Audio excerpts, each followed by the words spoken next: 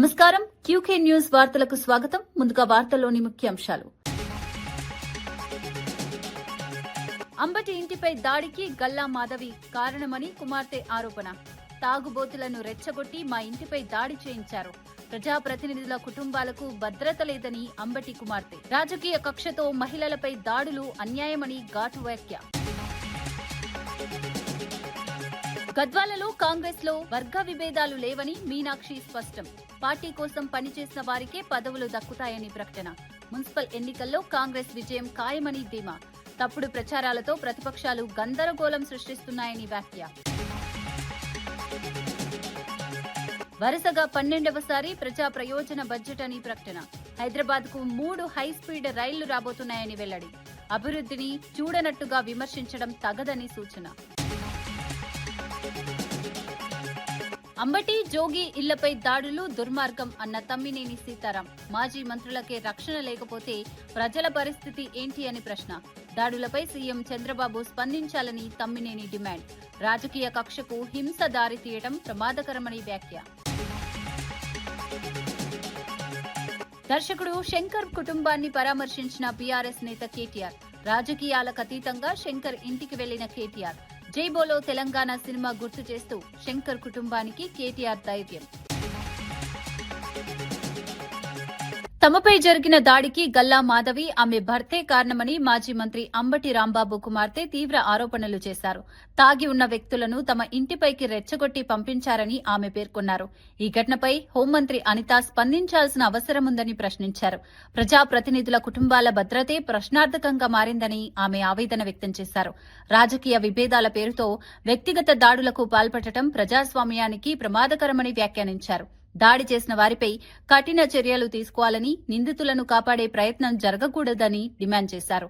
మహిళలు, కుటుంబ సభ్యులను కూడా రాజకీయ కక్షకు బలి చేయటం అన్యాయమని ఆమె వ్యాఖ్యలు రాజకీయంగా తీవ్ర చర్చకు దారితీశాయి. ఈ ఘటనపై ప్రభుత్వం ఎలా స్పందిస్తుందన్నది ఇప్పుడు ప్రాధాన్యంగా మారింది. ఇంట్లో లేడీస్ మాత్రమే ఉన్నామని కూడా తెలుసు. లేడీస్ ఉన్న ఇంట్లోకి మగవారిని మూకుమ్మడిగా పంపి, ఈ సందర్భంలో నేను గల్లా మాధవి గారిని అడుగుతున్నాను, ఇది మీకు ఏ నైతిక విలువ ఉందని చెప్పి మీరు క్షమాపణ కోరుతున్నారు అంబటి రాంబాబు గారి దగ్గర నుంచి? నేను అంబటి రాంబాబు గారి వ్యాఖ్యల్ని నేను సమర్థించట్లేదు, ఆయనే సమర్థించుకోలేదు కదా. హీట్ ఆఫ్ ద మూమెంట్ లో నేను అన్నాను, నేను అలా అనుండాల్సింది కాదని ఆయనే చెప్పారు. మీకే నైతిక విలువ ఉందని చెప్పి మీరు, మీ హస్బెండ్, లేడీస్ మేము ఇక్కడ ఉంటే మీరు తాగి ఉన్నటువంటి మగవారిని మా మీదకి రెచ్చగొట్టి పంపిస్తూ ఇంట్లోకి వెళ్ళమని, వాళ్ళు అద్దాలు మీరు చూడొచ్చు, కారు ఎలా పగలగొట్టారు, అద్దాలు, పైన అద్దాలు, పక్కన తలుపులు అన్ని పగలగొట్టుకుని లోపలికి రావాలని చూసారు. లోపల కేవలం ఆడవారు మాత్రమే ఉన్నాం. నేను, మా మదరు, మా సిస్టరు, మా పిల్లల్ని పెట్టుకుని మేము ఉన్నాం. హోమ్ మినిస్టర్ అనిత గారిని కూడా నేను సూటిగా ప్రశ్నిస్తున్నాను, దీన్ని మీరు సమర్థిస్తారా? మీరు ఆడవారి మర్యాద దెబ్బతిందనే ప్రాసెస్ లో మీరు దాడి చేస్తూ మీరు అటాక్ చేసింది ఆడవాళ్ళ మీదనే. ఇది ఏ రకంగా సమంజసం? ఇది ఏ రకంగా న్యాయం? గద్వాల జిల్లాలో రాజకీయ అనిశ్చితిపై ఏఐసీసీ ఇన్ఛార్జ్ మీనాక్షి నటరాజన్ స్పందించారు. కాంగ్రెస్ పార్టీలో ఎలాంటి వర్గ విభేదాలు లేవని ఆమె స్పష్టం చేశారు. పార్టీ కోసం కష్టపడి పనిచేసిన వారికే జిల్లా అధ్యక్షుడు ప్రాధాన్యత ఇస్తారని తెలిపారు. జిల్లా అధ్యక్షుడు స్థానిక నాయకుల సమన్వయంతో పనిచేస్తూ మున్సిపల్ ఎన్నికల్లో కాంగ్రెస్ విజయం సాధిస్తుందని ధీమా వ్యక్తం చేశారు. ప్రతిపక్షాలు కావాలనే తప్పుడు ప్రచారాలు చేస్తూ పార్టీపై అపోహలు సృష్టిస్తున్నాయని ఆరోపించారు. కాంగ్రెస్ పార్టీ ఐక్యతగా ముందుకు సాగుతుందని, ప్రజల సమస్యలే తమ ఎజెండా అని చెప్పారు. గద్వాల రాజకీయాల్లో గందరగోళం లేదని, పార్టీ శ్రేణులు పూర్తి స్థాయిలో ఎన్నికలకు సిద్ధంగా ఉన్నాయని మీనాక్షి నటరాజన్ వ్యాఖ్యానించారు. हमारे जिला कांग्रेस कमेटी के अध्यक्ष और प्रभारी मंत्रीगण सभी जगह पर एक सुंदर समन्वय बनाकर सारी समस्याओं को हल कर रहे हैं और इसमें एआईसीसी की भूमिका नहीं होती है। स्थानीय लोग स्थानीय निकाय चुनाव में टिकट तय करते हैं और बहुत स्मूथली ये तय हो रहा है। ये जो आप बात कह रहे हैं ये विपक्ष के द्वारा फैलाया जा रहा है, ये उनके फ्रस्ट्रेशन का परिणाम है, क्योंकि वो जानते हैं कि सरपंच चुनाव की जीत के बाद अब आगामी नगरीय निकाय भी हम पूरी तरह से ताकत से जीत कर आएंगे। Thank you. మాజీ మంత్రి అంబటి రాంబాబు చేసిన వ్యాఖ్యలను తాము సమర్థించడం లేదని భూమన కరుణాకర్ రెడ్డి స్పష్టం చేశారు. అంబటి ఇప్పటికే ఈ వ్యాఖ్యలపై క్షమాపణలు చెప్పారని తెలిపారు. అయితే ఈ అంశాన్ని డైవర్షన్ పాలిటిక్స్ గా మార్చి టీడీపీ జనసేన శ్రేణులు వైఎస్సార్సీపీ నేతల ఇళ్లపై దాడులు చేస్తున్నాయని తీవ్రంగా మండిపడ్డారు. రాజకీయ విభేదాలను హింసకు దారితీయడం ప్రజాస్వామ్యానికి ముప్పని ఆయన వ్యాఖ్యానించారు. ఇళ్లపై దాడులు చేయడం పిరికిపంద చర్యలని విమర్శించారు. ఇలాంటి కక్ష సాధింపు రాజకీయాలను వెంటనే ఆపాలని డిమాండ్ చేశారు. రాష్ట్రంలో శాంతి భద్రతలు కాపాడాల్సిన బాధ్యత ప్రభుత్వానిదేనని గుర్తు చేశారు. రాజకీయ విమర్శలకు ప్రజాస్వామ్య పద్ధతుల్లోనే సమాధానం ఇవ్వాలని భూమన కరుణాకర్ రెడ్డి సూచించారు. ఆ రౌడీ మూకలలో కూడా తెలుగుదేశం పార్టీకి సంబంధించినటువంటి కార్యకర్తలు నాయకులే కాకుండా యాంటీ సోషల్ ఎలిమెంట్స్ ని పురికొల్పి జోగి రమేష్ ఇంటి మీద, రాంబాబు గారి ఇంటి మీద దాడి చేయించిన మాట పచ్చి వాస్తవం. మేము రాంబాబు అన్నటువంటి మాటను ఏ రకంగానూ కూడా సమర్థించము. ఆయన చేసింది తప్పు, పొరపాటు అని చాలా స్పష్టంగా చెప్పటం జరిగింది. ఆయన కూడా అంగీకరించి క్షమాపణలు కోరటం జరిగింది. కానీ డైవర్షన్ పాలిటిక్స్ లో భాగంగా భరించలేని చంద్రబాబు గారి పార్టీ, జనసేన పార్టీ ఈ రకంగా రాష్ట్రమంతా ఓ విధ్వంసకర రాజకీయాన్ని చేయటానికి దాన్ని సాకుగా తీసుకొని మా మీద దాడి చేస్తున్నది. కేంద్రం ప్రవేశపెట్టిన బడ్జెట్ ను ప్రపంచమే మెచ్చుకుంటోందని ఎంపీ రఘునందన్ రావు వ్యాఖ్యానించారు. ఇది వరుసగా 12వసారి ప్రజా ప్రయోజనాలను దృష్టిలో పెట్టుకుని రూపొందించిన బడ్జెట్ అని తెలిపారు. అయినా కొందరు నేతలకు కళ్లుండి కూడా కనిపించడం లేదని విమర్శించారు. ప్రజలు ఇప్పటికే ఆ కుటుంబానికి గుణపాఠం చెప్పారని గుర్తు చేశారు. పత్రికల్లో వార్త రావాలనే తపనతో ఇష్టమొచ్చిన ఆరోపణలు చేస్తున్నారని మండిపడ్డారు. హైదరాబాద్ కు 3 హైస్పీడ్ రైళ్లు రాబోతున్నాయని వెల్లడించారు. అభివృద్ది కార్యక్రమాలను చూసి చూడనట్టుగా వ్యవహరించడం తగదని అన్నారు. కేంద్ర బడ్జెట్ రాష్ట్రాభివృద్దికి దోహదపడుతుందని, విమర్శలు చేసేవారు వాస్తవాలు గ్రహించాలని రఘునందన్ రావు సూచించారు. నరేంద్ర మోడీ గారి నాయకత్వంలో 12వసారి ప్రపంచం మెచ్చే బడ్జెట్ పెడితే బావా, బామ్మరిది, సొంత కుంపటి పెట్టుకున్న చెల్లె, ఈ ముగ్గురికి కన్నుండి కూడా కనబడతలేనట్టుంది బడ్జెట్. ఎవరు పడితే వాళ్ళు, ఏది పడితే వాళ్ళు ఒక కుటుంబంలోకి వెళ్ళి ఇట్లా మాట్లాడుతున్నారనే మీ కుటుంబాన్ని బండకేసి కొట్టిరు. ఇంకా బుద్ధి రాలేదు మీకు. ఒక దిక్కు కేటీఆర్ మాట్లాడతాడు, ఇంకో దిక్కు హరీష్ మాట్లాడతాడు, ఇంకో దిక్కు కవిత మాట్లాడుతుంది. కత్తి మీది కాదు, నెత్తి మీది కాదు, ఏది పడితే అది ఒర్రకుర్రి. ప్రజలు ఒకసారి బండకేసి కొట్టిర్రు, బుద్ధి తెచ్చుకోండి. భారత ప్రభుత్వం ఆత్మనిర్భర భారత్ కోసం పెట్టింది. మీకు అంకెలే కావాలి, లెక్కలే కావాలనుకుంటే ఇలా అన్ని తెలుగు పేపర్లు రాసినాయి, చదువుకోండి. ఆడ బడ్జెట్ చదవంగానే ఏదో ఆగమాగం అయిపోయి తెలంగాణ గుండు సున్నానోడు, గాడిద సున్నానోడు, అసలు మీరు గాడిదల కంటే అధ్వానం అయిపోతున్నాయి మీ బతుకులు. పొద్దుగా లేతే ఏదో ఒకటి పేపర్లో వార్త ఉండాలనేటువంటి తపన తప్ప. హైదరాబాద్కి 3 రైళ్ళు వస్తున్నాయి, హై స్పీడ్ రైళ్ళు వస్తున్నాయి.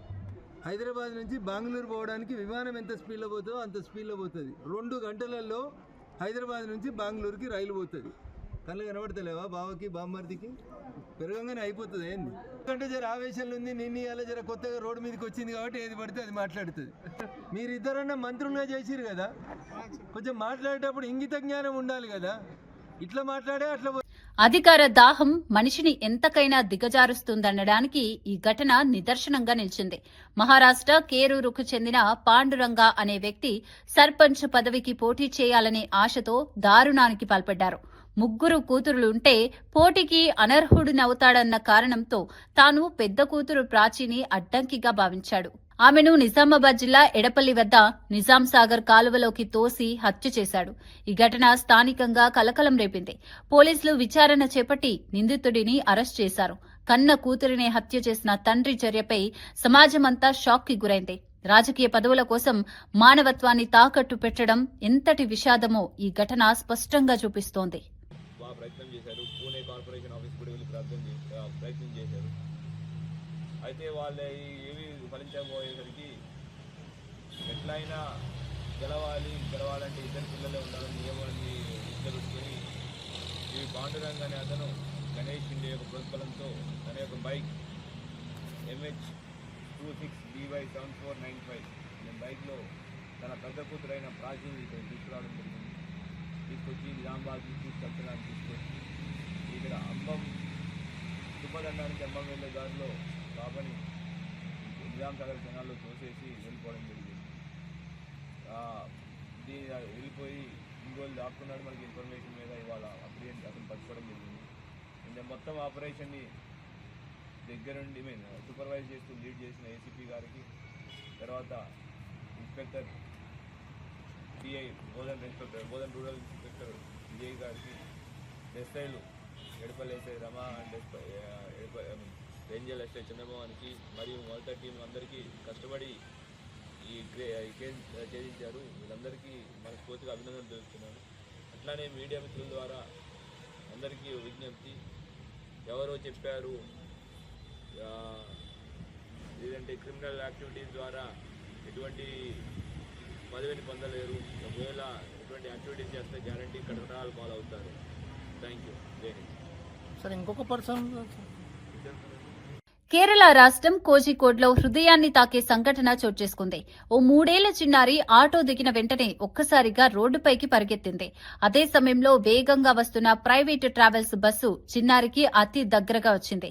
ఈ క్రమంలో బస్సు డ్రైవర్ అప్రమత్తత చూపించి చాకచక్యంగా బ్రేకులు వేయడంతో పెద్ద ప్రమాదం తప్పింది. క్షణాల్లో జరిగిన ఈ ఘటన అక్కడున్న వారిని భయాందోళనకు గురిచేసింది. డ్రైవర్ సమయస్ఫూర్తితో వ్యవహరించకపోయి ఉంటే ఘోర ప్రమాదం చోటు చేసుకునేదని ప్రత్యక్ష సాక్షులు తెలిపారు. ఈ ఘటన పిల్లల భద్రతపై తల్లిదండ్రులు మరింత అప్రమత్తంగా ఉండాల్సిన అవసరాన్ని గుర్తు చేస్తోంది. ముఖ్యంగా రోడ్డు ప్రాంతాల్లో చిన్నారులను క్షణమైనా ఒంటరిగా వదలరాదని నిపుణులు సూచిస్తున్నారు.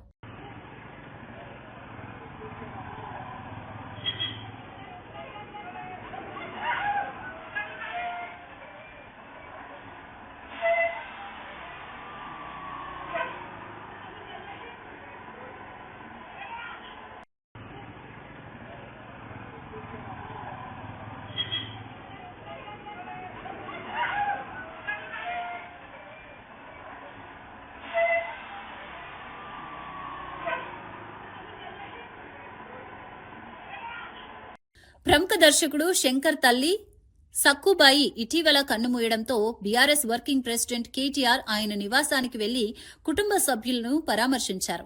ఈ సందర్భంగా శంకర్ కు ధైర్యం చెప్పిన కేటీఆర్ ఈ కష్ట సమయంలో పార్టీ ఆయన కుటుంబానికి అండగా ఉంటుందని భరోసా ఇచ్చారు. తెలంగాణ ఉద్యమ కాలంలో జై బోలో తెలంగాణ సినిమా ద్వారా ఉద్యమానికి ఊపునిచ్చిన శంకర్ పాత్రను కేటీఆర్ గుర్తు చేశారు. అలాగే గద్దర్ పాటలతో ఉద్యమానికి ప్రాణం పోసిన శంకర్ కృషిని కొనియాడారు. శంకర్ కుటుంబం ఎదుర్కొంటున్న దుఃఖాన్ని పంచుకుంటూ దశకర్మ కార్యక్రమానికి హాజరవుతానని తెలిపారు. రాజకీయాలకు అతీతంగా వ్యక్తిగత సంబంధాలను గౌరవించే సాంప్రదాయానికి ఇది ఉదాహరణగా పలువురు అభిప్రాయపడుతున్నారు.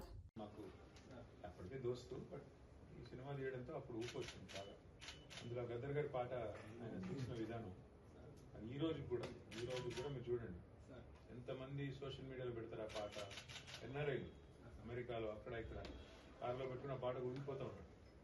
గద్దర్ అన్న పాట ఆ సినిమాలో వచ్చిన టైమింగ్, ఆ టైంలో ఉద్యమం ఉన్న పరిస్థితి ఇప్పటికి కూడా సార్ తెలంగాణ చాలా బలంగా ఉంది. మాజీ మంత్రి జోగి రమేష్ నివాసంపై జరిగిన దాడి ఘటన నేపథ్యంలో వైసీపీ సీనియర్ నేత సజ్జల రామకృష్ణారెడ్డి ఆయనను కలిసి పరామర్శించారు. ఈ సందర్భంగా జరిగిన ఘటన వివరాలను జోగి రమేష్ ఆయనకు వివరించారు. రాజకీయ విభేదాలున్నా వ్యక్తిగత భద్రతకు భంగం కలగడం ప్రజాస్వామ్యానికి ప్రమాదకరమని సజ్జల వ్యాఖ్యానించారు.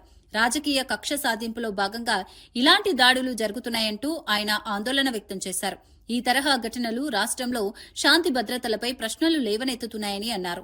బాధ్యులపై కఠిన చర్యలు తీసుకోవాలని డిమాండ్ చేశారు. ప్రజాస్వామ్యంలో విమర్శలు సహజమే కానీ హింసకు ఎక్కడా స్థానం లేదని వైసీపీ నేతలు స్పష్టం చేశారు.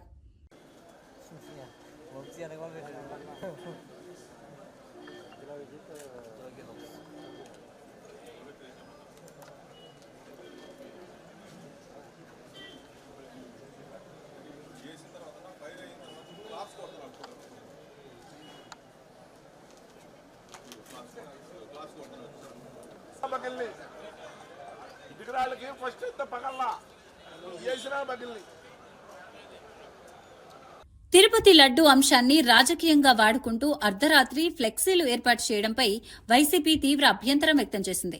విశాఖ జిల్లా వైసీపీ అధ్యక్షుడు కేకే రాజు మాట్లాడుతూ ఈ చర్యలు ప్రజలను రెచ్చగొట్టే ఉద్దేశంతోనే జరుగుతున్నాయని ఆరోపించారు. లడ్డూ విషయంలో ఇప్పటికే విచారణలు జరుగుతున్నప్పటికీ రాజకీయ లబ్ది కోసం తప్పుడు ప్రచారం చేస్తున్నారని మండిపడ్డారు. టీడీపీ కార్యకర్తలు దాడులకు పాల్పడుతున్నా పోలీసులు ప్రేక్షక పాత్ర వహిస్తున్నారని విమర్శించారు. గీతం యూనివర్సిటీ భూ వివాదం నుంచి ప్రజల దృష్టిని మళ్లించేందుకే ఇలాంటి ఫ్లెక్సీ రాజకీయాలు చేస్తున్నారని కేకే రాజు అన్నారు. దేవాలయ పేరుతో రాజకీయాలు చేయటం ప్రజల మనోభావాలను దెబ్బతీస్తుందని వైసీపీ నేతలు హెచ్చరిస్తున్నారు. సరే 1000 కోట్ల 5000 కోట్ల గతంలో తీసుకున్న 77 ఎకరాలు మీరు ఇంతకు ముందు కబ్జా చేసిన ఎన్నికలు 12,000 కోట్ల అని పక్కన పెడితే మీరే స్వయంగా 1000 కోట్ల రూపాయలని ఈరోజు 1000 కోట్ల రూపాయల భూమిని మేము కబ్జా చేశామని ఈరోజు మీరే ఒప్పుకోవడం జరిగింది. ఇది సమంజసమా? మీకు 5,50,000 మెజార్టీ ఇచ్చి మిమ్మల్ని ఎంపీ చేస్తే వేలాది కోట్ల రూపాయల భూములు కబ్జా చేయడానికి మీకు అధికారం ఇచ్చింది. తప్పకుండా ఏదైతే ఈ ఫ్లెక్సీల వ్యవహారంలో ఇక్కడ స్థానికంగా గీతం భూములకు సంబంధించి కూడా నేనైతే విశాఖపట్నానికి సంబంధించి ఇప్పటి వరకు విశాఖపట్నం లాంటి సంస్కృతి లేదు. దీనికి గీతం భూములు విషయం ఏదైతే చర్చ జరుగుతూ ఉందో మొన్న పెద్ద ఎత్తున మా కార్పొరేటర్స్ అందరూ కూడా వీరోచిత పోరాటం చేసి కౌన్సిల్లో దీనికి వ్యతిరేకంగా పోరాటం చేశారు. విశాఖపట్నం ఉన్న ప్రజలు వైఎస్ఆర్ కాంగ్రెస్ పార్టీ నాయకులు కలిసి నిరసన దీక్ష చేసి దీనిలో ప్రజల్లో చైతన్యాన్ని తీసుకొచ్చారు. వీటన్నిటిని కూడా పక్కదోవ పట్టించాలనే ఉద్దేశంతో నాకు తెలిసి ఈ రోజు లోకేష్ గారి డైరెక్షన్ లో విశాఖపట్నంలో ఈ ఫ్లెక్సీని 2 రకాలుగా అటు తిరుపతి లడ్డు విషయంలో జగన్మోహన్ రెడ్డి గారిని వైఎస్ఆర్ కాంగ్రెస్ పార్టీ నాయకుల్ని వారిపై తప్పుడు ప్రచారం చేయాలి, వారిపై బురద చల్లాలి, ప్రజల్లో వారిపై వ్యతిరేకత తీసుకురావాలనే ఉద్దేశం ఉంది. రెండోది గీతం భూములకు సంబంధించి స్కామ్కి సంబంధించి కూడా డైవర్ట్ చేయాలని చేస్తున్నాం. ఎంపీ గారిని ఒకటే డిమాండ్ చేస్తున్నాం. మీరు ఏదో దీని మీద చాలా వివరణ ఇచ్చారు. అక్కడ 70,000 ఉంది, 80,000 ఉంది. ఎంత ఉంటే మీరు కబ్జా చేసారా లేదా, చట్టబద్ధంగా మీకు దానికి పొందే హక్కు ఉందా, దానిపైన సమాధానం చెప్పాలని డిమాండ్ చేస్తున్నాం. ఒక ఎస్ఐన్ ల్యాండ్ని ఎస్ఐనీకి క్యాన్సిలేషన్ జరిగిందా లేదా అని చూడాలి. ఎస్ఐనీస్ షెడ్యూల్ క్యాస్ట్ సంబంధించిన వారైతే దాన్ని వాళ్ళు వారసులు క్లెయిమ్ చేస్తే మళ్ళీ రిటైన్ చేయాల్సిన అవసరం ఉంటుంది. ప్రభుత్వ భూమి అయితే పోనీ ఏదో రకంగా వీళ్ళు నిర్ణయాలు తీసుకున్నాను. ఇది ఎస్ఐన్ ల్యాండ్స్ అని ఆయనే చెప్పడం జరిగింది. ఇవన్నీ కూడా ఎస్ఐన్ ల్యాండ్స్లో మా ఆక్రమణలు ఉన్నాయి, మా అధీనంలో ఉన్నాయి. ఎస్ఐన్ ల్యాండ్స్ని ఏ విధంగా ఆక్రమిస్తారు? తప్పకుండా దాని మీద కూడా చర్యలు తీసుకోవాలని డిమాండ్. మాజీ స్పీకర్ తమ్మినేని సీతారాం, అంబటి రాంబాబు, జోగి రమేష్ ఇళ్లపై జరిగిన దాడులను తీవ్రంగా ఖండించారు. దాడి చేసిన వారు దొరికితే ప్రాణహానికే పాల్పడేవారని ఆయన ఆవేదన వ్యక్తం చేశారు. ఒక మాజీ మంత్రికి కూడా రక్షణ లేకపోతే సాధారణ ప్రజల పరిస్థితి ఏంటని ప్రశ్నించారు. జోగి రమేష్ ఏం తప్పు చేశాడని ఆయన ఇంటిపై దాడి చేశారో చెప్పాలని డిమాండ్ చేశారు. భవిష్యత్తులో ఇలాంటి ఘటనలు పునరావృతం కాకుండా కఠిన చర్యలు తీసుకోవాలని సీఎం చంద్రబాబును కోరారు. లడ్డూ విషయంలో నివేదికలు స్పష్టంగా ఉన్నప్పటికీ రాద్ధాంతం చేయడం దురదృష్టకరమన్నారు. చివరకు ప్రజలే ఎన్నికల్లో తగిన తీర్పు ఇస్తారని తమ్మినేని వ్యాఖ్యానించారు. జోగి రమేష్ చేసిన పొరపాటు ఒకటి, తన కలీగ్ ఏదో ఈ విధమైనటువంటి పరిస్థితులు వస్తున్నాయని చెప్పి సపోర్ట్గా వెళ్ళారు. అయితే దాన్ని దృష్టిలో పెట్టుకుని జోగి రమేష్ ఇంటిని తగలబెడతారా? What is this? మనం ఎక్కడున్నాం? మనుషులు మనం సభ్యమానవ ప్రపంచంలో ఉన్నామా? ఎక్కడికి తీసుకెళ్తున్నాం మనం ఈ సమాజాన్ని? ఈ రాష్ట్రాన్ని ఎక్కడ తీసుకుని వెళ్తున్నాం? ఈ రాష్ట్రాన్ని మనం ఈ విధంగా తీసుకుని వెళ్తే who will be the consider for our demands developmental activities ఖార్సుగా ఇచ్చింది. ఇందులో ఎలాంటి జంతువుల కొవ్వు కానీ,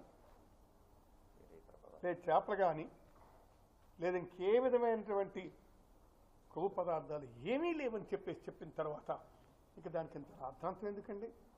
ఇంకెంత 2 సంవత్సరాలు అయింది, ఆడుతూ పాడుతూ అయిపోయింది. ఇంక 3 ఏళ్ళు ఉన్నాయి. ఈ 3 ఏళ్ళలో మరొక 2 ఏళ్ళు ఏదో బింకంగా నడుస్తుంది. ఇక 1 ఇయర్ ఎలక్షన్ ఏముంది? ఫోన్ ట్యాపింగ్ కేసులో తనను విచారణకు పిలిస్తే తప్పకుండా హాజరవుతానని తెలంగాణ జాగృతి అధ్యక్షురాలు కవిత స్పష్టం చేశారు. చట్టబద్దమైన విచారణకు తాను ఎప్పుడూ సిద్దమేనని, అయితే ఈ అంశాన్ని రాజకీయ లబ్ధికి ఉపయోగించుకోవడం సరికాదని వ్యాఖ్యానించారు.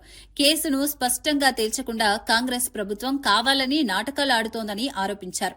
ఈ విషయంలో కేటీఆర్ చేసిన వ్యాఖ్యలను ఆమె తీవ్రంగా ఖండించారు. ప్రజలను తప్పుదోవ పట్టించే ప్రయత్నాలు మానుకుని నిజాలను బయటపెట్టాలని డిమాండ్ చేశారు.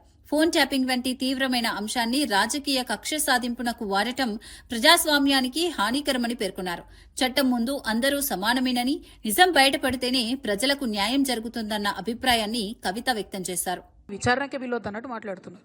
అసలు ఆ సిచ్యువేషన్ ఎందుకు వచ్చింది? ఇన్ని రోజులు విలువలేదు కదా కేసీఆర్ గారిని విచారణకు. ఇప్పుడు ఆ సిచ్యువేషన్ వచ్చింది కదా. ఆ సిచ్యువేషన్ ఎందుకు వచ్చిందో ఇప్పటికన్నా అంతర్గతంగా వాళ్ళు పరిశీలన చేసుకోవాలి. 1, 2 ఒకవేళ పిలిచిండ్రు అనుకోండి విచారణకు, పోక తప్పదు. ఇప్పుడు రేపు నన్ను పిలిచినా పోతా. చట్టానికి అందరం కూడా సహకరించాలి, పిలిచినప్పుడు పోతాం. కాకపోతే ఆ యొక్క ఆలోచన విధానం ఏదైతే ఉన్నదో అందులో మార్పు రానంత కాలం బీఆర్ఎస్ పార్టీని మాత్రం ఎవడు కూడా బాగు చేయలేడు. కాంగ్రెస్ గవర్నమెంట్ గుంటనక్కతోని కంప్లీట్గా మ్యాచ్ ఫిక్సింగ్లు ఉన్నారు కాబట్టి వాళ్ళు దీన్ని కంక్లూడ్ చేయరు. నిజమైన నేరస్తులు బయటకు వస్తారని నేను అనుకుంటలేను. ఏదో టైంపాస్ చేసి ఇప్పుడు మున్సిపల్ ఎన్నికలు 10-11 రోజులు హడౌట్ చేసి వదిలేస్తారేమో అనేటటువంటి ఆలోచన నాకున్నది. కాబట్టి Congress has to prove if the government is transparent, if they are serious, investigation should go forward. ఏడబోతుంది 2 ఏళ్ల నుంచి ఎక్కడ వేసిన గొంగలు అక్కడే ఉంది, తిరిగిన దగ్గరే తిరుగుతూ ఉన్నది. సో స్టాండ్ చేసి సైకిల్ దొక్కినట్టు ఉంది పరిస్థితి. అట్లా కాకుండా కంక్లూడ్ కావాలని కోరుతున్నా నేను. స్కిల్ డెవలప్మెంట్ కేసును రాజకీయ కక్ష సాధింపులో భాగంగా ఉపయోగించారని టీడీపీ పొలిట్ బ్యూరో సభ్యుడు వర్ల రామయ్య ఆరోపించారు. చంద్రబాబు నాయుడుపై కేసు పెట్టి 53 రోజులు జైలుకు పంపడం పూర్తిగా ప్రతీకార చర్యేనని ఆయన అన్నారు. జగన్ ప్రభుత్వం అధికార దుర్వినియోగానికి పాల్పడి ప్రజల దృష్టిని మళ్లించేందుకు ఈ కేసును తెరపైకి తెచ్చిందని విమర్శించారు. స్కిల్ డెవలప్మెంట్ ప్రాజెక్టు రాష్ట్ర యువత భవిష్యత్తు కోసం చేపట్టిందని, దానిని అవినీతి కేసుగా మలచడం అన్యాయమని తెలిపారు. న్యాయ వ్యవస్థపై తమకు విశ్వాసం ఉందని, నిజం తప్పకుండా బయటపడుతుందని వర్ల రామయ్య పేర్కొన్నారు. రాజకీయ విభేదాల కోసం అభివృద్ది కార్యక్రమాలను నాశనం చేయడం రాష్ట్రానికి నష్టం కలిగిస్తుందని ఆయన అభిప్రాయపడ్డారు. దర్యాప్తుని కొనసాగిస్తూ వాళ్ళు చాలా క్లియర్గా చెప్పడం జరిగింది. చంద్రబాబు నాయుడు గారి గురించి కానీ, ఆయన ఇన్వాల్వ్మెంట్ గురించి కానీ ఎక్కడ కూడా వాళ్ళ ఇన్వెస్టిగేషన్లు ఎక్కడా పెట్టలేదు. ఏమిటి జగన్మోహన్ రెడ్డి గారు ఇప్పుడు ఏం సమాధానం చెబుతారు? సాక్ష్యాలు లేకుండా, సందర్భం లేకుండా ఆయన మీద దొంగ కేసు, తప్పుడు కేసు పెట్టి 53 రోజుల జీవితాన్ని మీరు బలి చేశారు. ఈనాడు పనికిరాని దొంగ కేసు, తప్పుడు కేసు చంద్రబాబు నాయుడు గారి మీద పెట్టి ఏమి సాధించారు? మీరు కక్షా కార్పణ్యంతో దొంగ కేసు పెట్టారని చెప్పగలిగారు. అంతగా తప్పితే ఏమైనా చేశారా మీరు? సిఐడి రిపోర్ట్, ఈడీ రిపోర్ట్ క్లియర్గా చెబుతున్నాయి. మీరు కోర్టుకు వెళ్ళారు, ఏసీబీ కోర్టులు వేశారు, రీఇన్వెస్టిగేట్ చేయమన్నారు, నో అన్నారు, సఫిషియెంట్. హైకోర్టుకు వెళ్ళారు, ఏం సాధించారు? భగవంతుడు చూస్తూ ఊరుకోవడం. నైతిక విలువలు ఉంటే రాజకీయాల నుంచి తప్పుకోవాలి మీరు. ప్రయాణికుల సౌకర్యాన్ని దృష్టిలో పెట్టుకుని ఈ ఏడాదిలో ఆర్టీసీలో 2500 ఈ బస్సులను ప్రవేశపెట్టనున్నట్లు ఆర్టీసీ ఎండీ కృష్ణబాబు వెల్లడించారు. పర్యావరణ హిత రవాణా వ్యవస్థను ప్రోత్సహించడమే ఈ నిర్ణయానికి ప్రధాన లక్ష్యమని తెలిపారు. ఈ బస్సుల వల్ల ఇంధన ఖర్చులు తగ్గడంతో పాటు కాలుష్యం కూడా తగ్గుతుందని అధికారులు చెబుతున్నారు. పట్టణాలతో పాటు గ్రామీణ ప్రాంతాల్లోనూ ఈ బస్సులను అందుబాటులోకి తేవాలని ప్రణాళికలు రూపొందిస్తున్నారు. ప్రయాణికులకు సౌకర్యవంతమైన, సురక్షితమైన సేవలు అందించేందుకు ఆధునిక సాంకేతికతను ఉపయోగించనున్నట్లు పేర్కొన్నారు. ఆర్టీసీ ఆర్థిక స్థితి మెరుగుపడడంతో పాటు ఉద్యోగ అవకాశాలు కూడా పెరుగుతాయని అంచనా వేస్తున్నారు. ఈ నిర్ణయం ప్రజా రవాణా రంగంలో కీలక మార్పుగా భావిస్తున్నారు. మోడల్లో మనం తీసుకుంటాం. ఎలక్ట్రికల్ బస్సెస్ మనం ఏదైతే ప్లాన్ చేస్తున్నామో దానికి ఛార్జింగ్ ఇన్ఫ్రాస్ట్రక్చర్ కూడా పార్ట్ ఆఫ్ దట్. సిటీస్లో మనం పెడతాము. సో ఆ సిటీస్లో బస్సెస్ ఎక్కడ దాకా వెళతాయి అనేది చూసుకుని ఎక్కడ దానికి ఛార్జింగ్ ఇన్ఫ్రాస్ట్రక్చర్ కావాలి అని, అంటే పర్ డే ఎన్ని కిలోమీటర్లు ఛార్జింగ్ లేకుండా వెళ్ళగలదు. సో దాని బేసిస్ మీదే మనం ఛార్జింగ్ ఇన్ఫ్రాస్ట్రక్చర్ ప్లాన్ చేయడం జరుగుతుంది. బస్సెస్ ఎక్కడ మూవ్ అవుతాయి అనే దాని బేసిస్ మీదే మనం ఛార్జింగ్ ఇన్ఫ్రాస్ట్రక్చర్ ప్లాన్ చేస్తున్నాం. ఈ 1 ఇయర్లో మనం అట్లీస్ట్ 1000 + 1500 2500 కనుక మనం ప్లాన్ చేసుకోగలిగితే టెక్నికల్గా ఏం ప్రాబ్లం లేదు.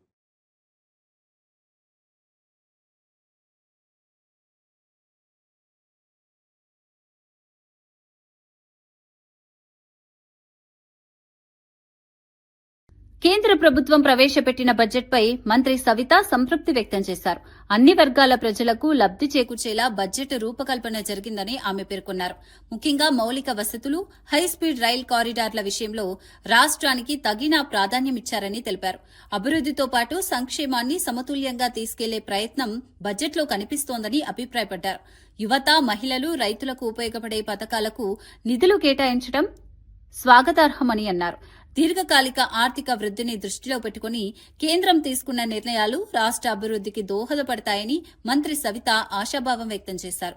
320 కోట్లు కేటాయించటం నిజంగా ఇది సామాన్యమైన విషయం కాదు. హస్తకళలు కూడా ప్రోత్సహిస్తూ మరి బడ్జెట్లో ప్రతిపాదించటం మరి చాలా గర్వంగా ఉందనే విషయం కూడా తెలియజేస్తూ, ముఖ్యంగా మహిళలకు మండలానికి ఒక మరి షీమార్ట్ ఏర్పాటుకు 20 లక్షల రూపాయలు ఆర్థిక సహాయం అందడం కూడా మహిళలకు ఇది చాలా ఆనందంగా ఉందన్న విషయం కూడా తెలియజేస్తూ, రాష్ట్రంలో 4 దిక్కుల బుల్లెట్ రైళ్లు పరుగులు పెడుతున్నాయి. భారతదేశంలో మరి ఎక్కడా లేని విధంగా హైయెస్ట్ 857 కిలోమీటర్లు హై స్పీడ్ రైళ్లు కూడా మనకి ఏర్పాటు చేయడం కూడా చాలా ఆనందంగా ఉంది. కేంద్ర బడ్జెట్ రాష్ట్రానికి మేలు చేసేలా రూపొందించినప్పటికీ ఆ సానుకూలతను పక్కదారి పట్టించేందుకు వైసీపీ కుట్రలు చేస్తుందని మంత్రి అనగాని సత్యప్రసాద్ ధ్వజమెత్తారు. బడ్జెట్లో పొందుపరిచిన అభివృద్ది అంశాలపై ప్రజల్లో అవగాహన పెరగకుండా కావాలని తప్పుడు ప్రచారం చేస్తున్నారని విమర్శించారు. రాజకీయ లబ్ది కోసం రాష్ట్ర ప్రయోజనాలను విస్మరించడం తగదని ఆయన అన్నారు. కేంద్రం కేటాయించిన నిధులను సమర్థంగా ఉపయోగించుకుంటే రాష్ట్రానికి మరింత అభివృద్ది సాధ్యమని తెలిపారు. ప్రజలు వాస్తవాలను గుర్తించి అభివృద్ది కార్యక్రమాలకు మద్దతివ్వాలని పిలుపునిచ్చారు. తప్పుడు ఆరోపణలతో ప్రజలను తప్పుదోవ పట్టించే ప్రయత్నాలు దీర్ఘకాలంలో రాజకీయ పార్టీలకే నష్టమని అనగాని సత్యప్రసాద్ హెచ్చరించారు. దీన్ని డిస్టర్బ్ చేయాలి, ఈ రాష్ట్రాన్ని వెనక్కి లాగాలి అనే కుట్రతో కుతంత్రంతో ఈ రోజు కులాలను మతాలను అడ్డుపెట్టుకుని రెచ్చగొట్టే ధోరణులు చేస్తా ఉన్నారు. ఈ మనుషులు మధ్య విద్వేషాలు తీసుకొచ్చే ధోరణితో వీళ్ళు చేస్తా ఉన్నారు. దాన్ని మనందరం గమనించాలని చెప్పేసి మీ అందరికీ కూడా తెలియజేస్తా ఉన్నాను. తెలుగుదేశం పార్టీ శ్రేణులకు కూడా తెలియజేస్తా ఉన్నాను. పార్టీ అధినాయకులు కూడా చాలా కన్సర్న్తో ఉన్నారు. తప్పకుండా ఎక్కడన్నా తప్పుడు కూతురు కూర్చున్నా, తప్పుడు మాటలు మాట్లాడినా తప్పకుండా మీరు చట్టానికి చెప్పండి. చట్టం తను పని చేసుకుంటా ఉంటుంది తప్ప మనం చట్టాన్ని మన చేతిలో తీసుకోకూడదు. ఎవరి గృహాల మీద కూడా వెళ్ళి దాడి చేసే పద్ధతి కరెక్ట్ కాదు అనేది కూడా గౌరవ ముఖ్యమంత్రి గారు చాలా ఆవేదన చెందుతా ఉన్నారు. 2019 నుంచే ఈ యొక్క ఆచారాలు స్టార్ట్ అయినాయి. అలాంటి ఆచారాలు ముందుకు తీసుకెళ్తాం అది కరెక్ట్ కాదు అని చెప్పేసి, అలాగే ముఖ్యంగా ఏదైతే ఆ బూతుల పార్టీ గురించి తప్పకుండా రాష్ట్రంలో ప్రతి ఒక్క వేదిక మీద కూడా మనం మాట్లాడాల్సిన అవసరం ఉంది. తప్పు చేస్తే మాత్రం ఎవరైనా సరే శిక్షిస్తాం. వారు ఎన్నో హత్యలు చేశారు. మేము హత్యకు గురైన కుటుంబాలు అవ్వచ్చు, వాళ్ళతో ఇబ్బంది పడిన కుటుంబాలు అవ్వచ్చు, వాళ్ళందరినీ చేరదీసి వాళ్ళు అభివృద్ధి చెందే విధంగా చేశాం. వారికి ఉద్యోగాలు కల్పించాము, నివాసయోగ్యమైన ఇల్లు ఇచ్చాము, వారికి ఇతర ఆర్థికంగా స్థిరపడే అవకాశం కల్పించాం. కానీ ఎక్కడ కూడా రివెంజ్ చేయమని చెప్పి మేము ప్రేరేపించలేదు. ఆ తత్వం మీ పార్టీలో ఉంది, అది మార్చుకోండి. ఇది సభ్య సమాజానికి మంచిది కాదు, ఈ సమాజం ఒప్పుకోదు. మీకు మరీ అదే చెప్తా ఉన్నాం. వార్తలు ముగించే ముందు ముఖ్యాంశాలు మరోసారి. అంబటి ఇంటిపై దాడికి గల్లా మాధవి కారణమని కుమార్తె ఆరోపణ. తాగుబోతులను రెచ్చగొట్టి మా ఇంటిపై దాడి చేయించారు. ప్రజాప్రతినిధుల కుటుంబాలకు భద్రత లేదని అంబటి కుమార్తె. రాజకీయ కక్షతో మహిళలపై దాడులు అన్యాయమని ఘాటు వ్యాఖ్య. గద్వాలలో కాంగ్రెస్ లో వర్గ విభేదాలు లేవని మీనాక్షి స్పష్టం.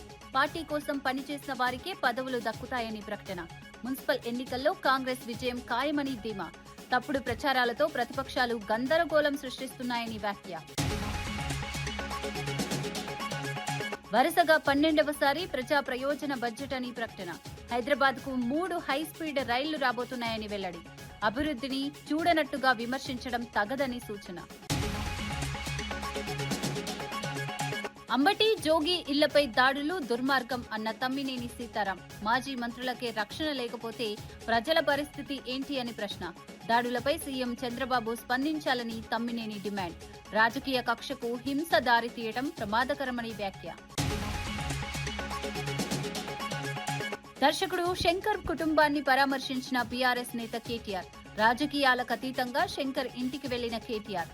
జై బోలో తెలంగాణ సినిమా గుర్తు చేస్తూ శంకర్ కుటుంబానికి కేటీఆర్ ధైర్యం. ఇవి ఈనాటి వార్తా విశేషాలు. మరే బులెటిన్లో మళ్ళీ కలుద్దాం. నమస్కారం.